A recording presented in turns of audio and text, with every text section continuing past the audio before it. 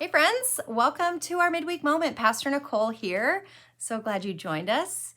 This week we continued on in our sermon series Sabbath 101 where we're talking about different aspects of Sabbath. And this week we were talking about how we need to put boredom over busyness. And so we talked about the benefits of boredom on our brain, the health benefits of that, and how we really need to find time to be bored. And that Sabbath is a great time for us to find some boredom.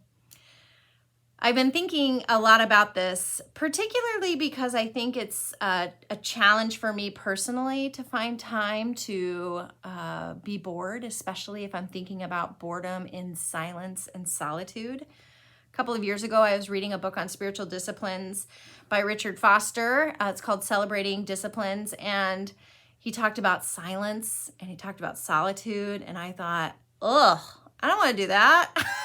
I don't like it to be silent. You know, we live in a world with so much noise, and I don't mean noise in a bad way, but there's just a lot going on. There's a lot of busyness around us, right? So we've I almost always have like a TV show or a movie on or music on. Like there's always something going on. Or, there's the sound of my family in the background, whatever it is. It's hard to find time for silence. And when I think about spending time in silence, I try to do that in my morning devotional time, my time to connect with God. And even then, it is so hard because I will start thinking about things like, oh, I need to send that email right now or I'm going to forget, or, oh, I need to add this to the grocery list, or, oh, I need to, all of these things, the busyness of life, the noise of the busyness of life just kind of infiltrates my brain when I try to be quiet. And so what I have found that works for me, and I'll pass along this to you in case it works for you, is I keep a little notepad next to me when I'm going through my quiet time. I had another pastor suggest that to me a long time ago. And you just keep that notepad, and when those ideas pop into your brain, you just jot them down. That way you're not going to forget them, but you can keep your attention where you need to keep your attention. So I would recommend that to you if you have trouble like me of silencing the quiet.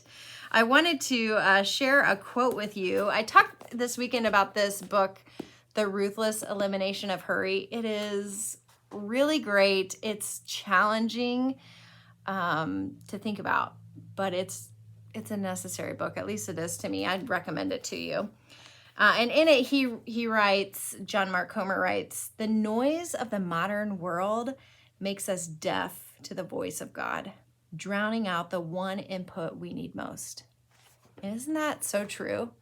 There's always something, right? We can have our phones, we can play music wherever we are. We can watch shows wherever we are. We can be on social media wherever we are. And that noise, the busyness of the digital world makes it really hard for us to find silence, makes it really hard for us to find boredom. So I want to just encourage you to find some time this week to go and be bored, because it's in that boredom that we start thinking of other things. We start hearing the voice of God more clearly. There's so many things that open up when we're bored.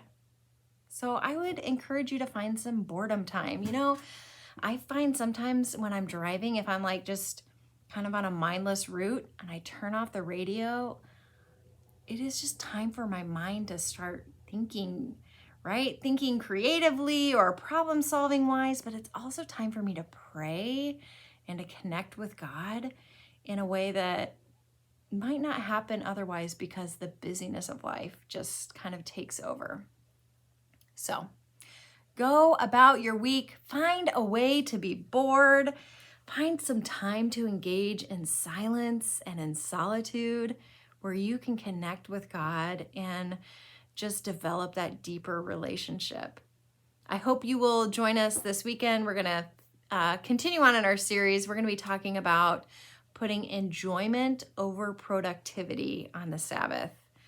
And I don't know about you, but it's certainly a message that I need to hear. So I'll be preaching it like I'm preaching in a mirror. But yeah, go be bored, and we'll see you this weekend. Have a great rest of your week. Talk to you later. Bye.